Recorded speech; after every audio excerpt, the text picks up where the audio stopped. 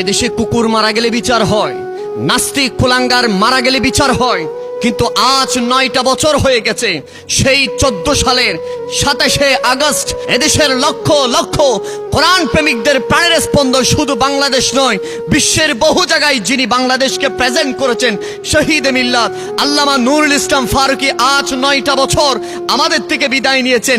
কিছু ইসলাম বিদ্বেষীরা শহীদ মিল্লাত আল্লামা নুরুল ইসলাম ফারুকীকে হত্যা করেছে, খুনিদেরকে এখনো আনতে পারে নাই। এটা আমাদের জন্য অত্যন্ত লজ্জাজনক ব্যাপার। আপনারা দেখেছেন বঙ্গবন্ধু শেখ মুজিবুর রহমানকে বহু আগে হত্যা করা হয়েছে, যেভাবে তার হত্যাকারীদেরকে দৃষ্টান্তমূলক শাস্তি দিয়েছে, আমরা সরকার বাহাদুরকে সেটার জন্য ধন্যবাদ জানাই। কিন্তু আমরা প্রশাসনকে বলতে চাই, এখনো পর্যন্ত আজ 9টা বছর হয়ে গেছে এদেশের কোরআনের প্রেমিকদের প্রাণের স্পন্দন শহীদ মিল্লাত আল্লামা নুরুল ইসলাম ফারুকীর হত্যার বিচার এখনো হয়